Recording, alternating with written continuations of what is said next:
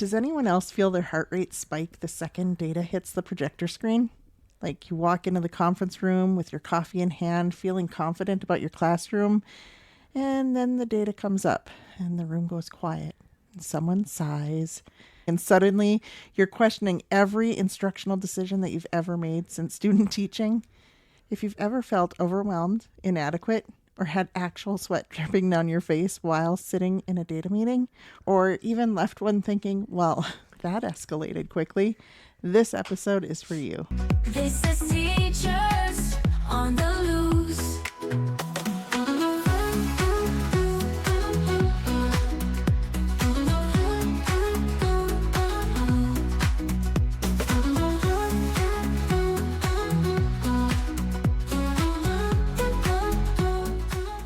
Hi, everyone. Welcome to Teachers on the Loose, the podcast where we turn teacher tales into belly laughs and life lessons.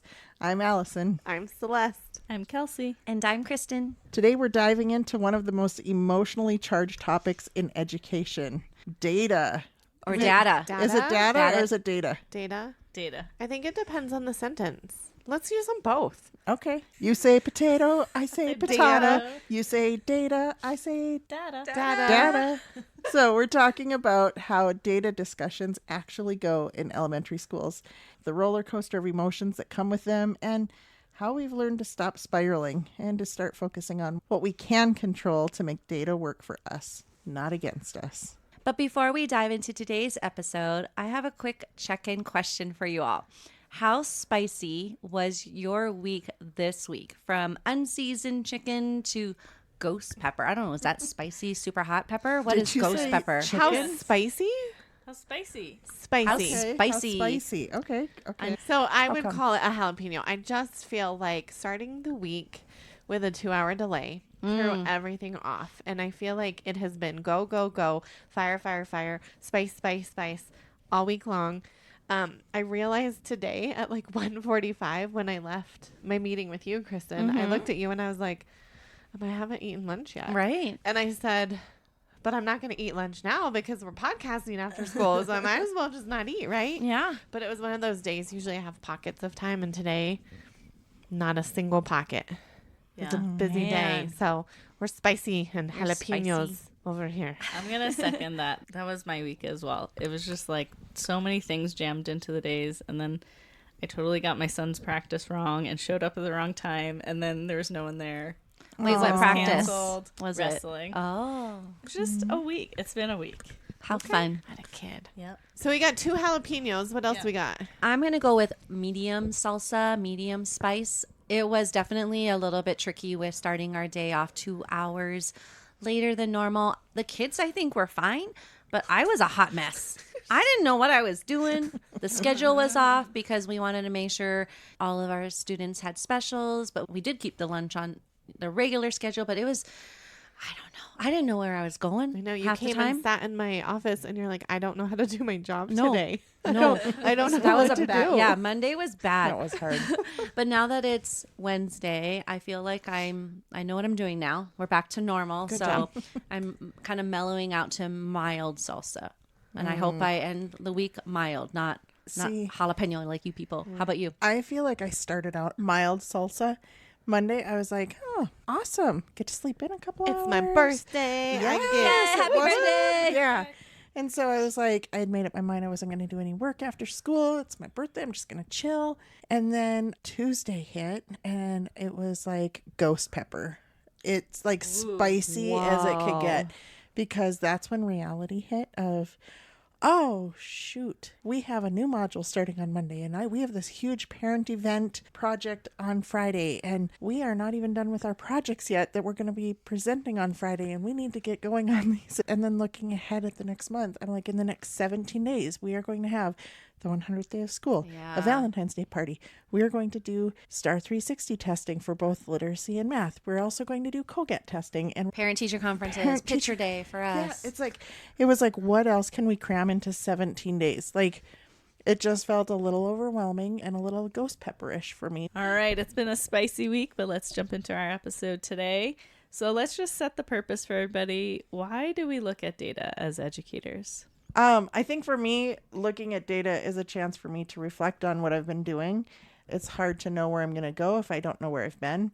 And so if you look at where you've been and you can see what's working and what's not, it helps make decisions on where you're going to go in the future. So looking at data, you can see personal data for myself, or we can see grade level data. We can look at systems that we have in place, and we can learn and help our students from that point. So it's like a compass. Yeah. It helps me to understand too if my students are understanding whatever I am teaching. It's a quick check for me. And then do I need to reteach it? Do I need to maybe ask for help from maybe an intervention teacher? Say for in kindergarten, it's a lot of letter names, letter sounds, and then blending. Are there areas with that some of my students might need a little bit of help? And so I look at the data and Drive instruction from it. exactly. Yeah. You brought up a good point because you kind of talked about two different kinds. What Allison was talking about is more of that summative assessment, right? Like you've taught a whole unit and you want to see. What Kristen was describing is like you're formative, right? You're along the way. It's what you're doing day to day. You want to make sure you're adjusting your instruction Yes. for the next day based on what they got or didn't get that day. So Absolutely. yeah, there's different kinds and different purposes. Yeah, so like what Kristen's talking about is the formative data. That's just more like observations and just anecdotal things. But then there's a lot of formal data that we take to keep track of standards that we're hitting. Okay. Name one. Go. Rapid fire. Spit it out. What do you test? Star 360. Okay, what else? Bridges unit assessments. HMH assessments. CMAS. COGAT. Oh, Jinx, you're out. Oh, Okay, I'll be out. Cut. Haggerty. Weekly assessments. You just got cut. I'll just sit in the corner. Keep playing when you've been. I got excited. Haggerty weekly assessments. Core phonics. Haggerty passed. I'm blinking. If you let Allison and I play. Okay, you're back in. Go. I'm really not. I'm blinking. Never mind. I'm out. She cut herself. Here's the thing. I just have to say, data collection comes along with test taking. It does. However, my opinion about test taking has changed because I've changed my outlook on what assessment is. If you look at it as just a waste of time that like, hey, we're going to just test, yeah, it could be a waste of time. But if you look at it as a retrieval practice, as a way to then give them feedback and to grow from, then it's not a waste of time. And it's actually a very helpful tool in learning.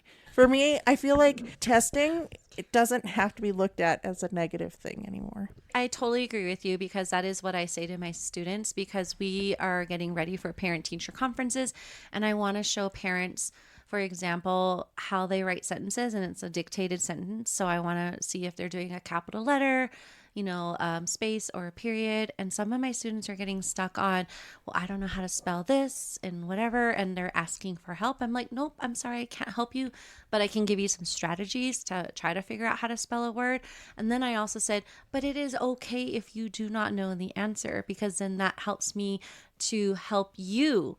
So for example, if you don't know how to spell pig, well, then we can work on those letters, those sounds.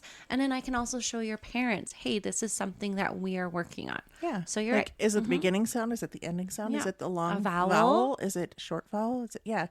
Those little temperature checks really help us identify where we went off to. Yeah. So it's not just like, do you know this? Yes or no, but also seeing the actual samples of their work help us to see exactly what they need. Yep. Yeah. You brought up a good point about talking to your students about assessments because I think that's something important to do when you take these summative assessments is like really explaining to them the purpose for the test and why they need to like pay attention to what the question is asking and really listen or read it, read the directions.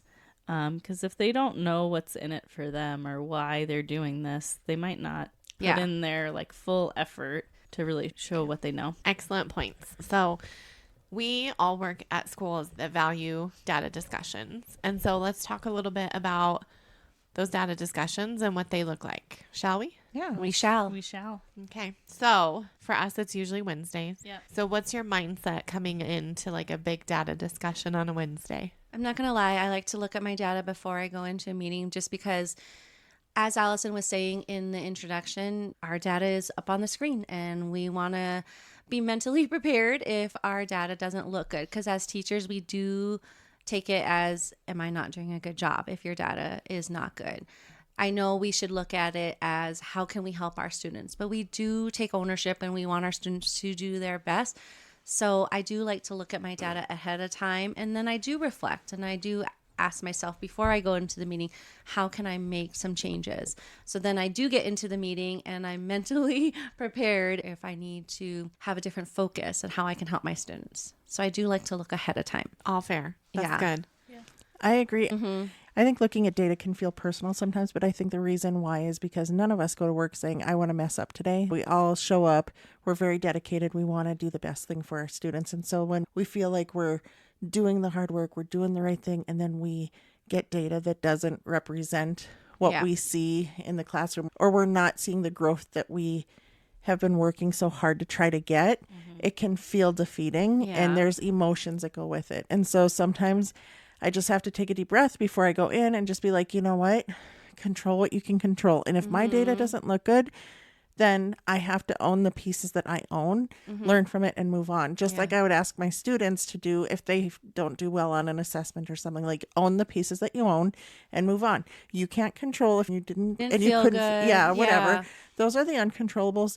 We're going to have another test another day. We're going to, you'll have another opportunity to shine another day, but what can you control in the meantime? And I kind of try to have that mindset of control the controllables and learn from my mistakes. Excellent mindset. But on the other end of that, when your class did amazing on, say, our last Star 360 test, and you walk in and it's like a beautiful number, it's like light shining around it. It's You like, always ask if you "Ah." can quit. You're like, okay, I'm I'm like, done teaching. I'm done. My students My are work here is done. Yes. Thank you, people. I'm I'll at see my way out. 91%. Yay. I'm out. Okay, let's all clap for Kristen. Okay. Good job, Kristen. Good job, Kristen. It's December. I'm done. Done teaching kindergarten. Like in those moments where you have that great data that you're really excited about, what is your mindset then? Because it's easy to look at data that's low and be like, okay, I know I need to do this and this better. But what do you think going in when you're like, oh, I rocked it, instead of Right. like piecing out on us? No, 'cause I you're don't not really allowed to do leave. that. Yes. what do you then do? I don't know what I do. What do I Here's- do? How do I put it into words? It's so hard for staff. I've noticed this. Yes. Staff that have really great data, they really have a hard time sometimes being like, oh, I did this well. This is how I can support my team in meeting this goal. Because everybody always goes back to, it's just the class of kids I have. It's just this or that.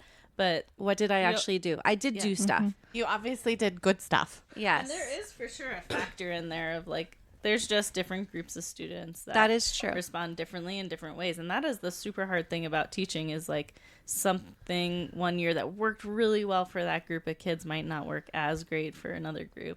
The first thing I really truly did, the first test that they took, I just let them, they just took it. And then the second, after we got our data, I was like, oh, okay, we have some work to do. And my mindset was like, okay, well, first of all, they don't know how to take a test. Yeah. So I have to help them to learn how to take a test, how to choose an answer, how to listen to the question, and then what's in it for them. Why are they taking this test? And then we practice how they ask the questions. And then, of course, practicing our letters, our sounds. That's what a lot of the test is. And then just our everyday lessons, our following the curriculum. Sometimes it's hard for me to put into words all the things that I did, because it's not just, oh, I can tell you in 5 sentences what I did. It was like this much that we did. Culmination of all the things. Yeah. Yeah. But then, there is that element of getting together with your team and planning out our lessons so that we're all more consistent, so that we can all try to benefit from what it is that is working. And so I've been sitting in data meetings before, and somebody will be like, oh, yeah, well, I did this. Sometimes you just need other ideas or different ways to reach them. I mean, is that kind of what the purpose of data discussions are? Yeah. Is to share ideas, help one another out. Yeah, absolutely. You both brought up a good point about like having a solid mindset before you go into those meetings, because it can be a lot.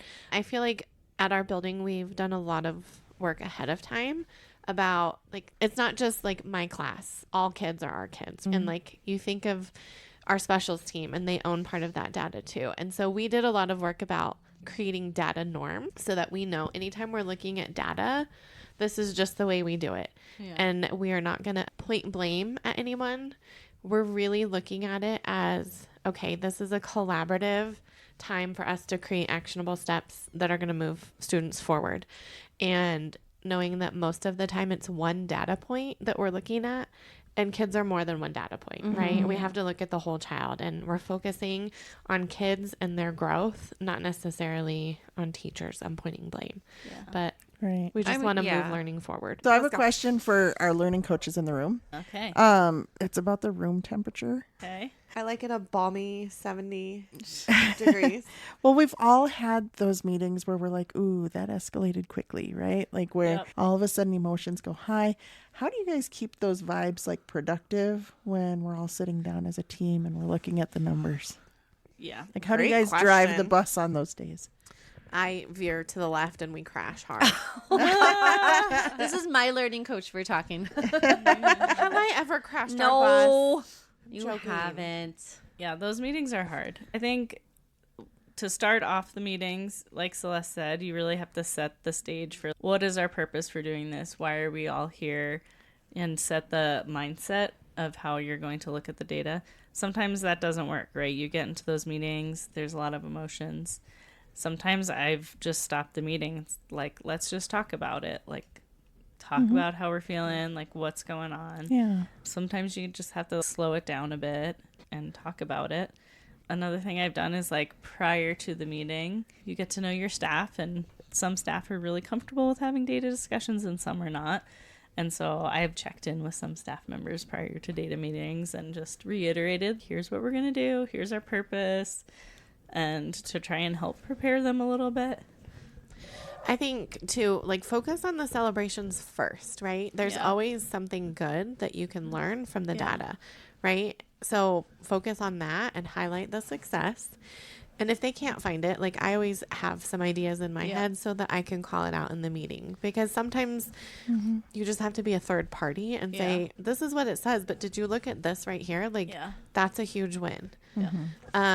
So Yeah. that's important. And then I like what you said, Kelsey. You just have to know each team. Yeah. So I prepped every group this week Yeah. for data meetings next week, Yeah. knowing that we're going to talk about HMH data. Yeah. And so I just said, hey, we're going to look at it.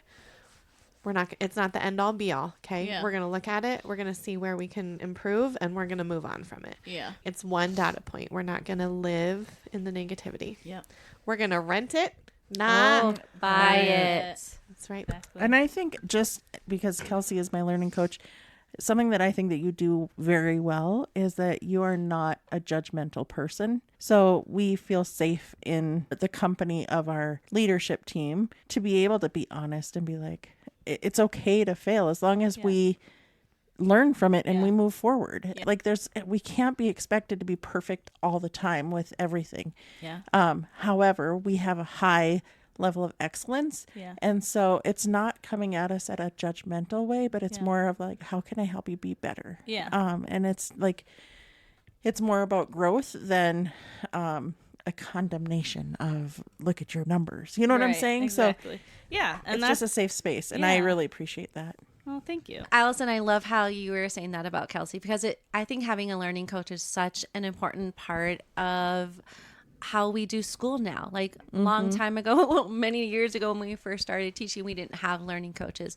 But having Kelsey for all those years as a learning coach, and then now Celeste, I love having someone to go to if I am truly concerned, worried, or even just need ideas. So I so appreciate you being so supportive of us, especially when we are having those meetings and our data doesn't look good, because it is hard. We do take it personal, and it is sometimes not necessarily embarrassing, but you don't feel good. You feel like you have failed. And it's not, you're also failing your kids, and we don't want to fail our kids. So then having you both as support so that we can turn it around and make changes for the better. We really appreciate having learning coaches. Aw.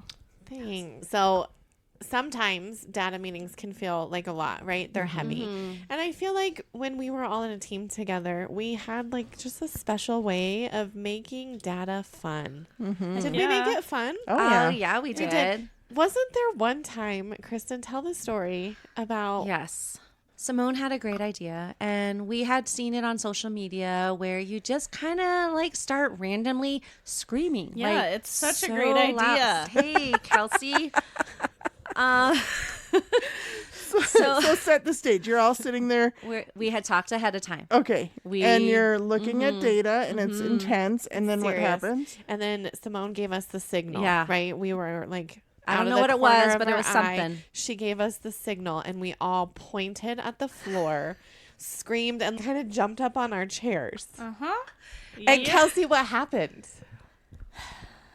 I screamed and jumped up on my chair. But wait, you weren't part of the parade. You didn't know, huh? What were you screaming at? I don't know. I just You just met their, I bet you had their energy. That's just She was. She was Oh so my gosh. mad. And our principal wasn't there at the time. So after we calmed her down and after Kelsey gave us the death glare, She kind of gave us a lecture too about that was not cool. She's still angry about it right now. So our principal walks in and we all look at each other like, let's do it again. Let's do it again. Kelsey's like, no. I was She giving him like mommed the us yeah, the so hard. mad mom face like, don't you dare do it. Don't you. So we did it. of course. And our principal was like, she didn't scream, but she like walked over to us like, what is wrong? Are you guys okay? Yeah. She thought she was very concerned. And Yeah. and then we looked at Kelsey and she was so mad. So then we start laughing. Yeah, that was That's fun. funny. But you have to make data fun, right? do. Like I know last week you made data fun, Kelsey. You Yeah. guys dressed like old ladies. You played a little bingo. We played a little bingo. Yeah, we wanted to, like you were saying before, like just bring a different mindset to looking at data. And we know it's hard for some of our staff to come and look at it, so we wanted to have some fun with it and just focus on some celebrations and some great things that we see, because like you said, it is hard for people to pick out those celebrations. It's so easy to just go to like, oh, I need to do this better. So we played bingo with all these celebrations that we saw in the data, and then just talked about what are some great next steps. Where should we go from here? So it was a lot of fun. We've rolled I out had the red fun. carpet before. I'm sorry. There was a Kristen's red over here. carpet. We had champagne flutes. We had sparkling cider. Yeah, we did. Shoot. You got a love note this year Oh, I celebrating did. all Yes. Okay, I remember that. Sorry. Funny. Celeste just is throwing her hands up in the air. I mean, maybe you need to be Gladys, Ruth, and Dorothy. Dorothy, yeah. I She could Get remember. out your bingo She could remember the zapper. names of the bingo people from last week. But she can't remember what you guys did. I'm sorry, Celeste. all right. Well, I guess we need to do better at celebrating. You if need to can't be some remember. Dorothy. But celebrating the good data is important, right? There was one time my team and I showed up, and all of a sudden we were like, "Gosh, it's so hot in here," and we just started taking off our sweatshirts. Yeah. And we all had a T-shirt on underneath, and it had one of us had a picture of Kelsey on our shirt, and one of us had the principal, and one of us had the assistant principal, and then Hold one on, of us it had the wasn't building. just one picture. Oh no, it was the one the- picture like all over. all Yeah, over the entire T-shirt. the whole It was guys whole are entire fun. T-shirt. hilarious. I was so caught off guard because I'm like, they're all taking their sweatshirts They're off. all It's like, getting. what is happening? And then I was This like, is weird. what? Is that my face? What is happening? Yeah, we were just trying to lighten the mood a little bit and have some fun. Loved That it. is fun. Do you remember when PPO stood in the hallway and you got clapped into a Oh, meeting? yes, I do remember when they clapped us in to our meeting. That was awesome. She does not remember. I do remember. She remembers it, but she didn't It was like it. literally I a didn't month, like less than a month ago. I do remember because I was like, like that. Okay, I'm sorry. We've I'm done sorry. a lot of things You to have- celebrate you, and you remember What would zero be of them. what would be some more fun ideas? How would you like to celebrate data? I don't know. Let's ask Kristen since she doesn't remember any of them. I think Chat. you could totally do like a disco theme and have like a disco ball going and have celebrate good times. Come on. Yeah, that'd be Okay, fun. I like it. And then have like a disco ball going and like have some like a Some rage dance like moves? some rage music going and Ooh. some glow in the dark cool necklaces. Like a glow Yeah. party. Oh, a glow. Yeah. We did a glow Like party. yeah, we could do that. or whatever your data was, that's the error. So if you're like in the 60th percentile for you have to dress in the 60s or dress in the 70s, dress in the 80s, or Paris, like come dressed in the 80s because that's what our goal is. That'd be fun. That's a good idea. Okay. Kristen, how would you like to be celebrated? Get a day off. Great idea, wear Allison. I never sweatpants. would have thought of that. I do have like 3 cozy day passes. I could have 4. Give me another one. Okay. Okay. Anytime that there's food, I'm in. Oh. What would a celebration food be? Like cake, cookies, Chocolate chip cookies are my chocolate chip favorite. cookies? What about you, Allison? What do you want? Whatever the theme is, it'd have to go with the Yeah, theme. it does have to go. So like if it was like the 80s, maybe some Pop- Jolt and some Pop Rocks. Oh, yeah. That's on your tongue. yeah. They make me nervous. I don't like Pop Rocks. Oh my God, I love them so much. So data.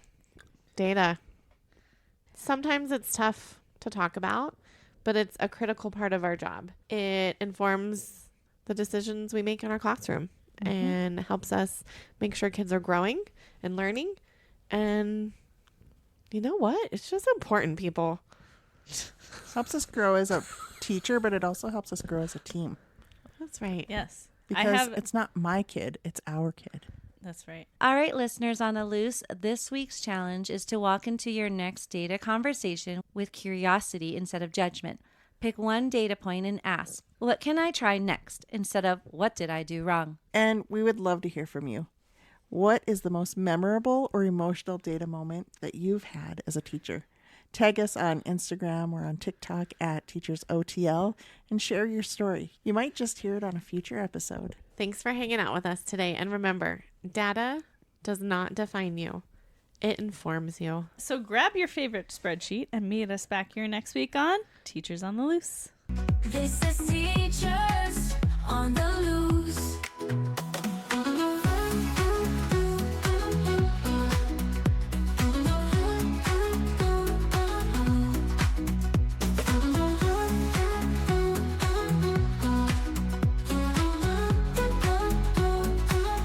Data? No, can we talk don't. about We that. don't want to talk. Let's talk that. shoot.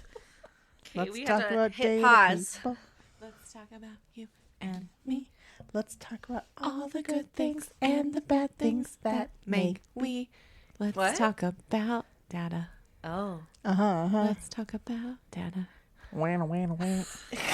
That was so good. that was I'm really that was impressed. good. That's probably going to be our outtake. I was looking at you like trying to figure out what word is she going to say next. I know, Where I are we don't know. going with this? Because it was. I know, it right? was- We were it was in the spitballing. moment. Yep. Okay. I kind of felt like we were on Pitch Perfect. Yeah. Oh, yeah.